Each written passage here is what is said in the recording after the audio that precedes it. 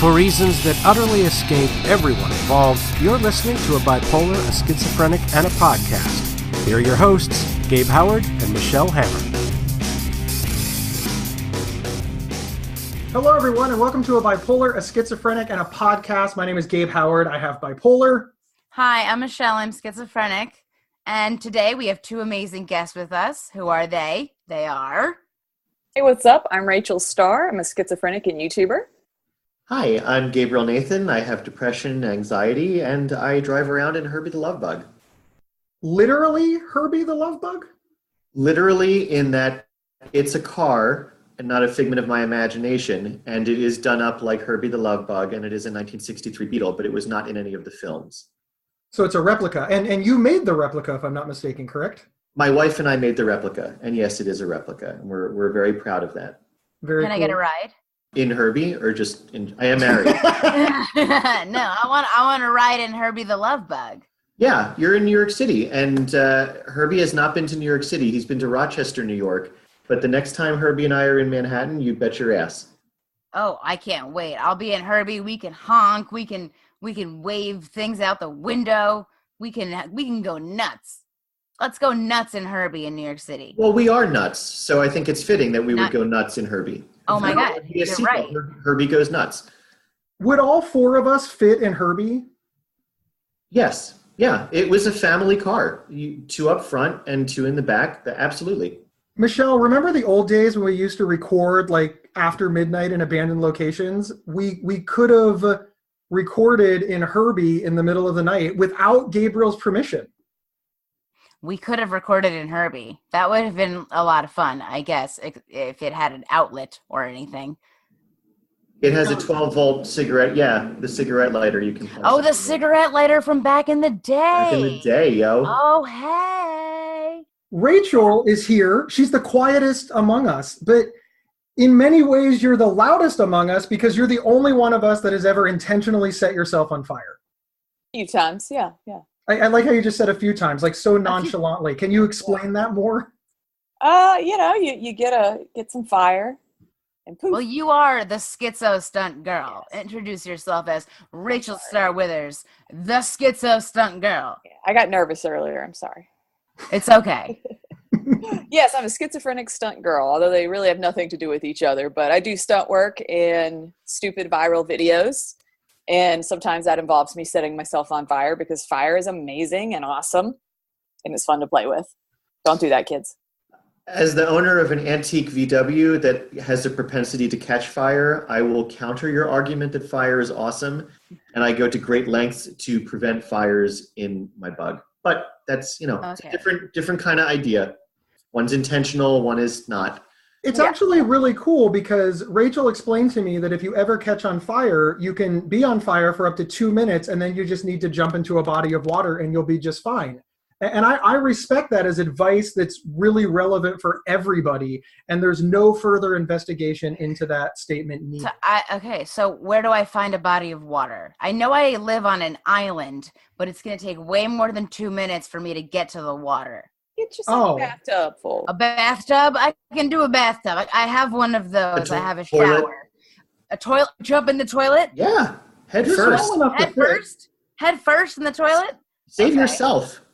You know, Gabriel, I don't know about your ideas, Gabriel. But Rachel, can I tell you how I figured out that you are absolutely famous? Can I tell you my story? Oh, yeah. I was at a conference in Texas recently, and I had my booth set up with my schizophrenic NYC, blah, blah, blah, right? And the guy next to me was had a booth for this medication for, I can't even say it, tardive dyskinesia. How do you say it? Tardive dyskinesia. I don't know if I'm saying it right either. I just say it confidently. Well, you say it better than me. But I go, oh, I know what that is. I know this girl. She made a video about it on YouTube. Let me show you. And I start showing the guy, and he goes, oh, yeah. My whole company's seen this video. We watched it in our meeting. And I go, oh my goodness, wow. And I go, no, I know her. I'm seeing her next week and I go to Chicago. And I show him my flyer of you wearing the Don't Be Paranoid shirt. And he's like, oh yeah, well, when you see her, go tell her that our whole company watched her video in our meeting. And I was like, I'll definitely tell her that. So that is how famous you are, Rachel Starr Withers, the Schizo Stunt-girl. You're just now telling me this though, so... I did totally tell you that, though. Did I not tell you that? I don't think so.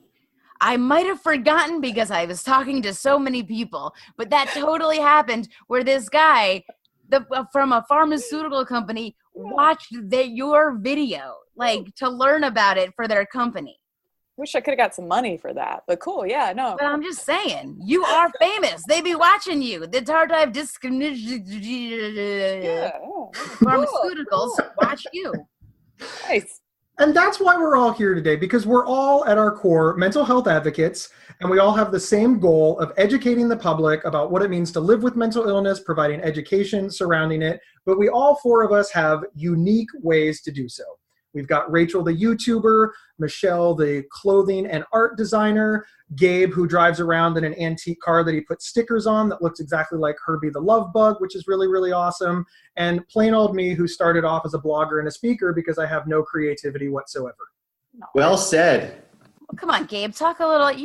You're a very well-spoken man. You're a very good interviewer. You're a very good guy. Handsome. Handsome. Rachel, do you think I'm handsome? Ginger. Smooth, I hear. Smooth. you bring recessive genes. You bring recessive genes to the table. That's true. And I feel like Gabriel needs to understand how famous he is too. One time I was on Facebook and I was looking at Facebook, and my wife, who is also your friend on Facebook, recognized one of your posts and said, "I've seen that post." Great Okay. story. That's kind of the same thing, I've right? seen that post. Wow. Wow. So let's talk about you, Gabe. How did you get started in advocacy, and why do you do what you do and the way that you do it? Other than the fact that you have no creativity or marketable skill. I really like to joke that when you're diagnosed with bipolar disorder, you're given like a few basic things. You're given a mood stabilizer and you're given a blog. It really does seem like every single person with bipolar is on a mood stabilizer and has a blog. And that's why I did it. It was the easiest thing that I could do. I knew how to write, and it was free. Kind of funny, when I first met Rachel, I said, "Hey, YouTube is pretty cool. I was thinking about doing it." And she said, "It's a good thing to do, and it's free." And I was like, "Really?" I was like, "But don't I need like camera equipment?" She's like, "No, you just need like a $40 camera." I'm like, "What about lights?" She's like, "I don't know. I just move around a lot." But yeah, that's why I started a blog, because everybody was doing it and it seemed easy. Rachel, well, maybe I should have known that I wasn't bipolar when I was first told, because I was a bad writer and really didn't want to blog.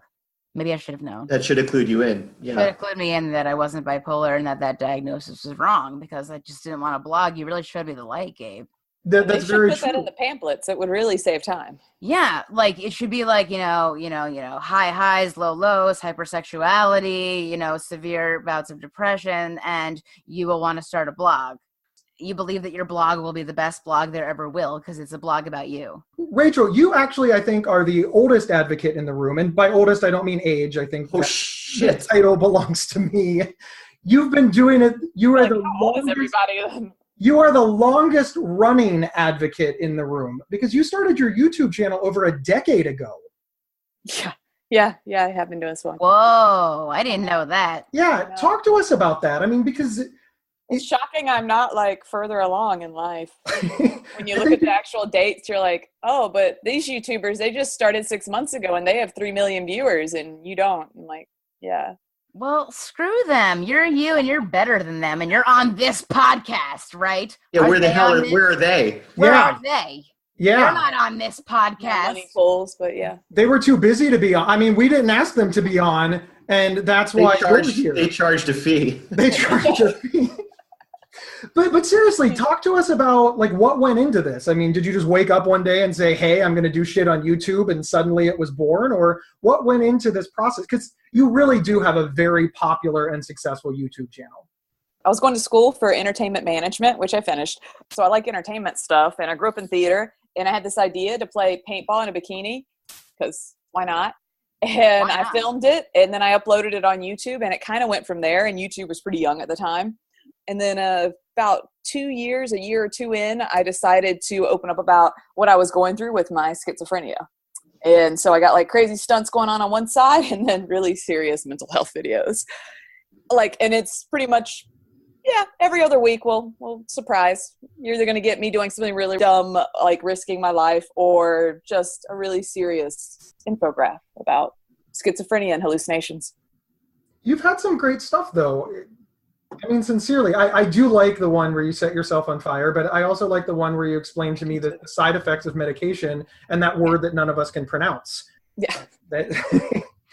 That's actually where I first learned about the tardive because I was like, maybe that's something I should actually watch out for because I do take antipsychotics. So I was I should know. I find it amazing that like a healthcare professional hadn't talked to you about that before. And no, I had never heard about that before ever. So Rachel informed me on something I should check out. So, notice I don't, because you described it and I was like, okay. So I don't think I have it because you were the first person I've ever heard talk about it, describe it, and then I could try to see myself if I was having any of those issues. Like you should, and she also talks about EPS in that video, and that's incredibly important for you to be aware of. And that just shows like prescribers just hand out pills and they're like, here you go, good luck, and really don't talk to people about anything. Yeah. Sorry to interject, but that pisses me off.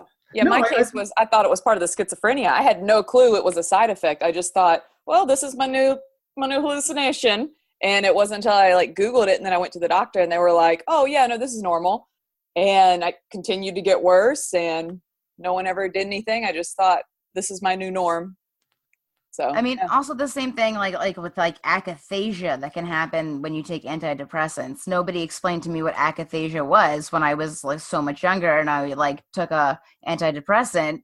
I felt like I was pounding on my chest. I was running all over the place. I couldn't sit down. I couldn't stand. I couldn't do anything because I was jumping everywhere. It was horrible. Just taking one antidepressant, I didn't know what was going on. And then I learned, oh, that's actually akathisia. You have to take this pill to, get rid of it. So until a doctor actually knew what that was, I couldn't take a lot of medication. So it's like ridiculous how they don't even tell you certain things.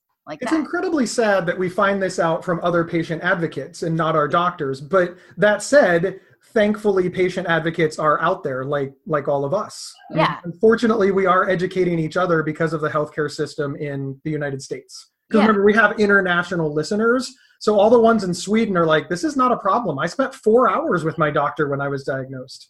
Do they understand English? Because that can be awkward for those international listeners if they don't know what we're saying. Google Translate fixes it all up. Oh, that's good.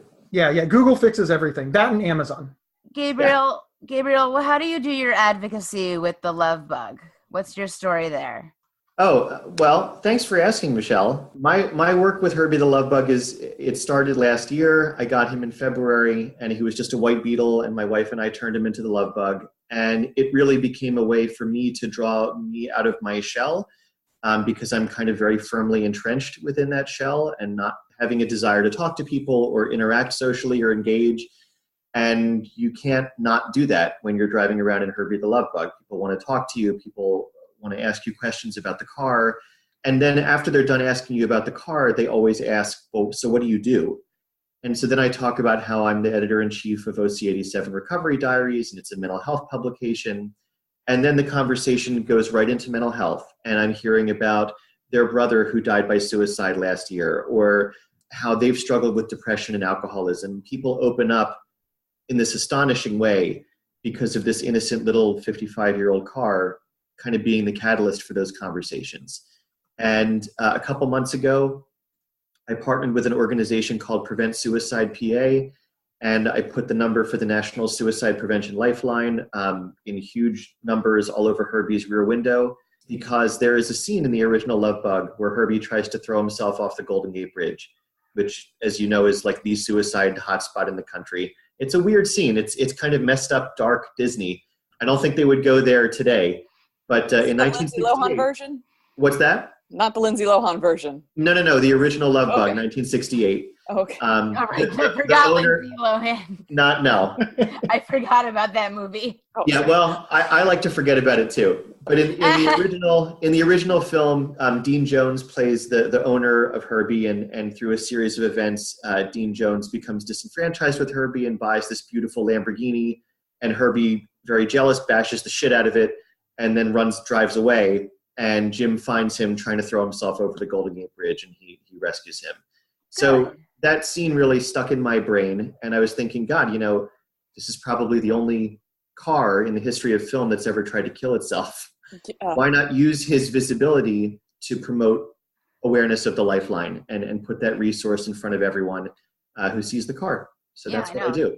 I think car suicide is actually a big problem.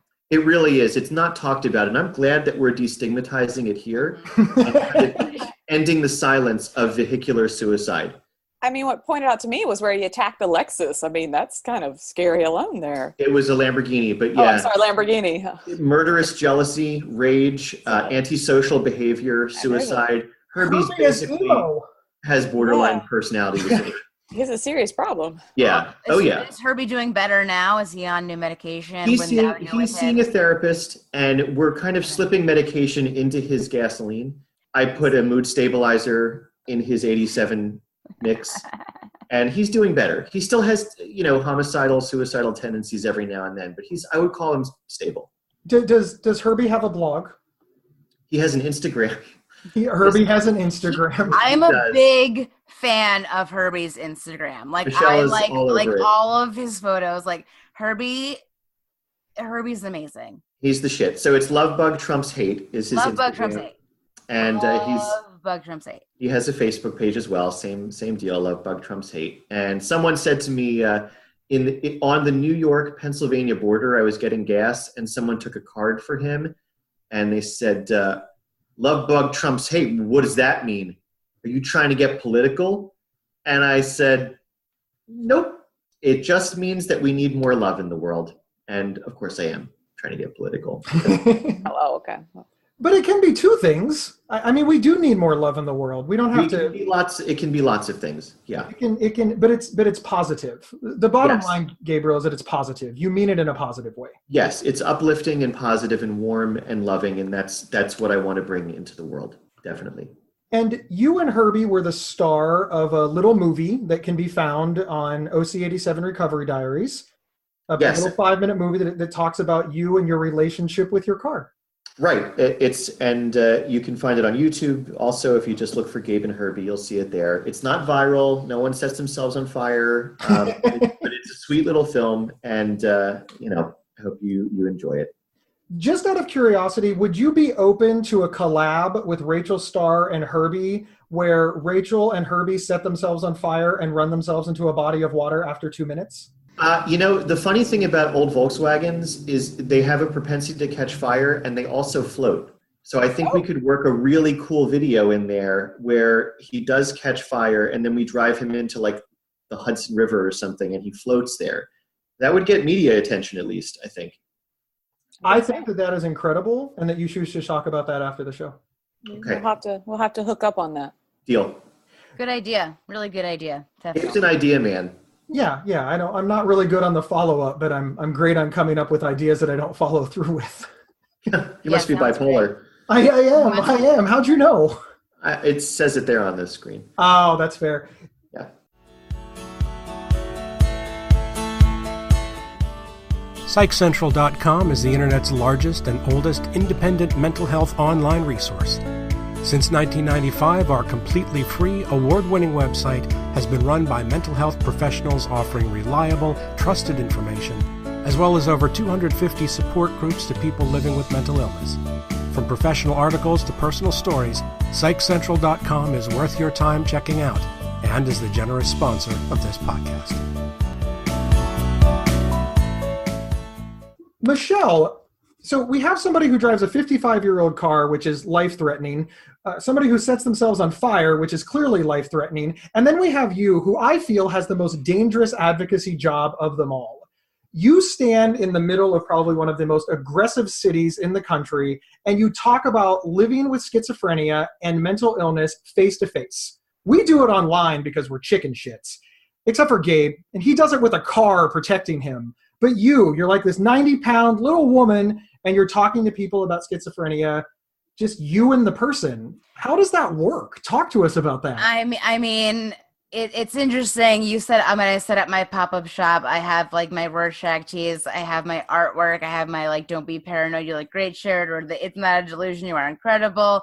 I mean, people are always very intrigued. I always ask them, well, have you heard of Schizophrenic at NYC? I'd love to tell you about it. We get talking, and then I always try to explain like the 1 in 5, and people say like if I'm one of them, or my friend is, my family member is, like everyone seems to have a connection to mental health. So what I always try to say is that I'm really using the medium of artwork and clothing to just spread awareness and like start conversations. Because if we would just talk more openly about mental health, there wouldn't be so much stigma, especially when it's 1 in 5 people. If it's 1 in 5 people, how could there be so much stigma? So what I tell people when I'm selling, when I'm talking, my whole thing is, let's start a conversation about mental health. Let's stop keeping secrets. Let's stop being ashamed. Let's stop shaming people. Let's just stop making people feel bad for feeling different. And let's embrace each other and love everybody. That's what I do. What's the most positive interaction you've had with somebody?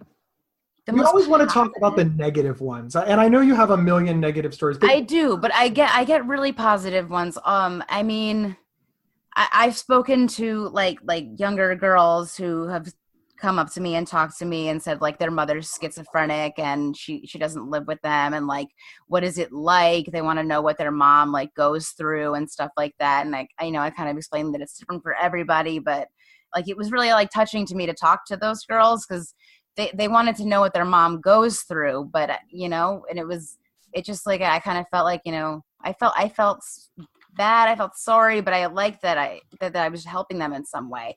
I've also had like other younger girls come up to me and start talking to me about like their bouts with mental illness and like how they can try to recover, things like that.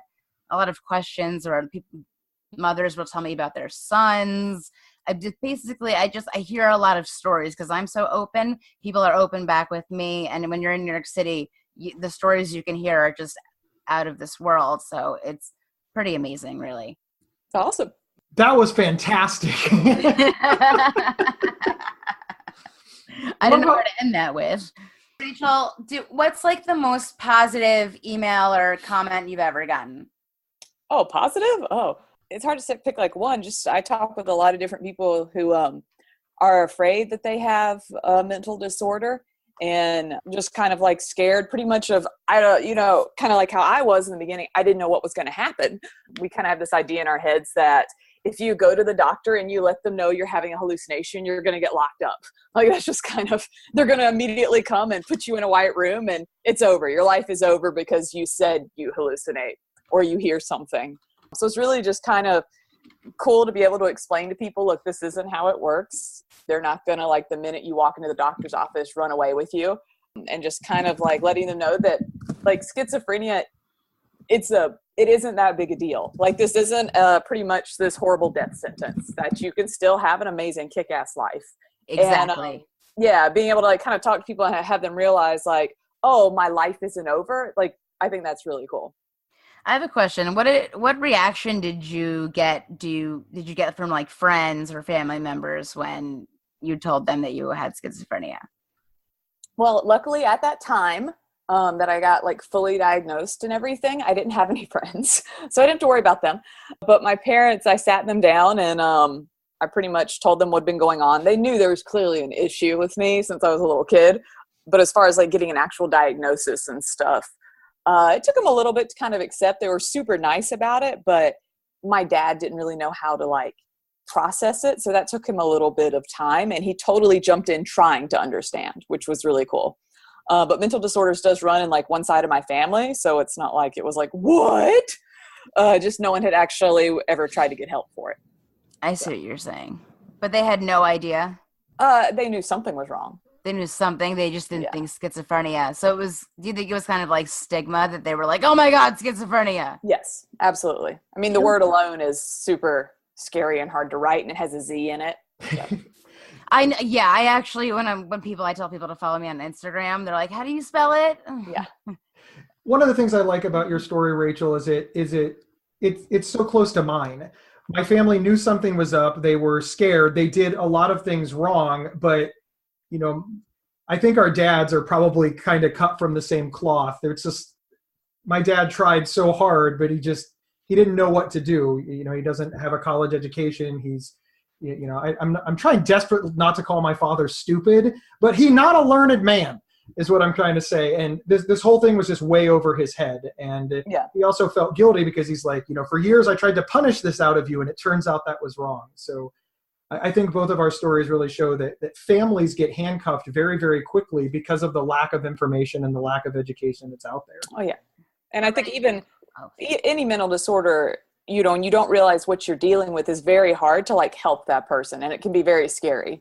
And then sometimes they end up like hurting the person, not on purpose, just because how else do I control someone who's having a manic episode, who's having a psychotic break?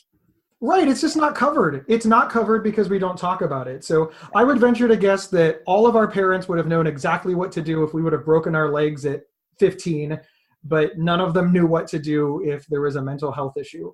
And I just want to jump in there and say that the professionals don't know what to do either. Agreed. So I worked in a psych hospital for 5 years, and my first hour on the unit, we were taking a patient to the ground and restraining him to his bed.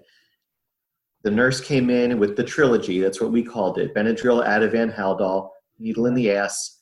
And this is 2010. This isn't 1810 or 1910. So that happened to me. Yeah. So when shit goes down in the facility, we don't know what to do either. And it's just hit the bell, 6 guys run, you're on the ground, and it's like, and then after the restraint, everyone goes back into the chart room and keeps doing their notes. You were mid-sentence when the bell went off. You just keep writing your sentence. No one talks about it.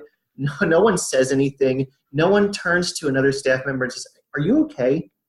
Like, do you want to talk about what just happened? And nobody certainly goes to the patient once the meds have worn off and say, can we talk about what happened when you went off in the activities room or whatever?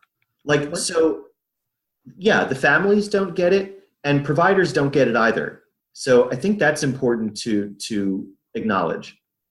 I'll shut up now. Sorry. No, you're great. No, what is your story, Gabe? I mean, I didn't even know you worked in a hospital like that. But like, what's your story about like your whole diagnosis, whole spiel? Because now I'm very interested knowing that you worked in a hospital. Tell me. You suddenly became interesting. I know, it's amazing. I should have told women that a long time ago. Even if it wasn't true. You know, my favorite thing of you is that when we were in Chicago and you were ordering, the pizza guy was delivering and you had that hoodie and you were telling him he called you and you said, just look for the Jew in the hoodie. Right? Because there wasn't 2. There weren't going to be 2 of us. I love that you said that. I just love that you said that. But I love what he said. He just went, okay, and hung up. And then we did both find each other effortlessly. So my story is I was having problems. And so kind of unlike Rachel and Gabe, unlike your story where like your parents knew something was up, my parents didn't. Or they did, but they didn't say anything to me. And they might have talked about it in whispers in their bedroom at night, but they did not. We never talked about it when I was a child. And I had a very upper middle class, I should say, Jewish upbringing. And it was just, everything is going fine. Everything is fine. Gabriel's fine. Everything's fine. And I clearly was not fine. I was very depressed as a child. I was super anxious all the time, obsessive about everything, worrying about everything, staying awake all night, every night, believing that I was going to die during the night, that my parents were going to get killed, all these crazy scenarios. And I would force myself to stay awake until the sun rose. And then I knew it was okay to fall asleep. So I would fall asleep for like an hour or 2 before I had to go to school. And I did not see a therapist until college. I told my parents that I needed to see a therapist as a child, and my mother just did not take the bait. So I didn't get help until college. I was having suicidal thoughts my freshman year, and I went to the counseling center, and I basically just stayed there for every week for the duration of school. And I've gone to therapy for 8 years straight now. And I'm working on a lot of stuff, and I'm on medication, and that helps, and therapy helps, and Herbie helps, and my family support system helps. And my mother is just starting to come around and asking me about, how are you doing?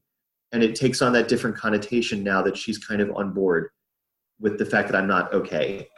So the Herbie has brought like a lot of positivity to you with like talking about your, depression and everything. It's first of all, it's bringing happiness to me. It's just having him around and just seeing him on the street or in the garage. It makes me feel so good. They always say, you have the right car if when you lock the door and you walk away from it, you turn around to look at it again.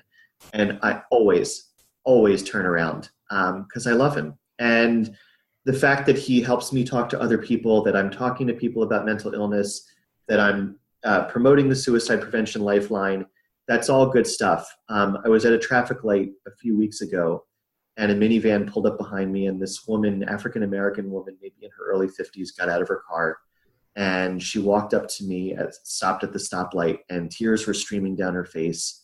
And she just put her hand through my window, and I held her hand, and we just looked at each other, and she went back to her minivan, and the light turned green, and I drove away. And it's like, I don't know her story, and she doesn't know mine, but she has one, and it's painful. But for that moment, she felt connected to me, and that was really beautiful. So I'm very lucky. I'm a very lucky man. Good. You can't buy moments like that. They really have to be real. Yeah, that would have never happened to me in my Hyundai that I used to have. Well, I guess it depends what kind of like bumper sticker you'd have on it. I had a lacrosse bumper sticker. Okay, well, maybe someone who was super emotional about lacrosse. That could, who knows? Yeah.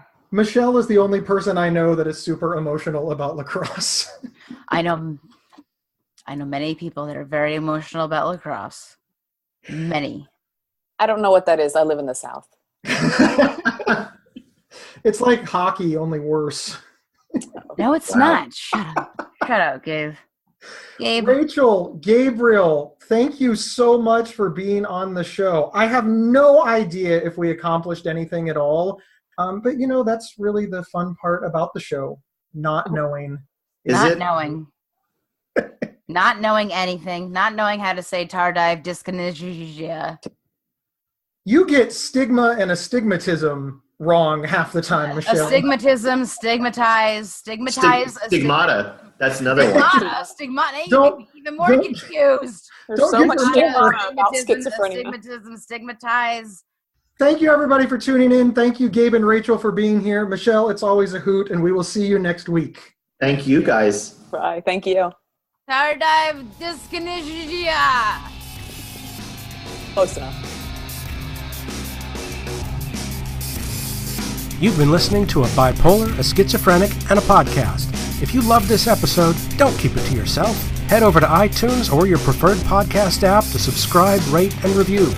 To work with Gabe, go to gabehoward.com. To work with Michelle, go to schizophrenic.nyc. For free mental health resources and online support groups, head over to psychcentral.com. The show's official website is psychcentral.com/BSP. You can email us at show@psychcentral.com. Thank you for listening, and share widely.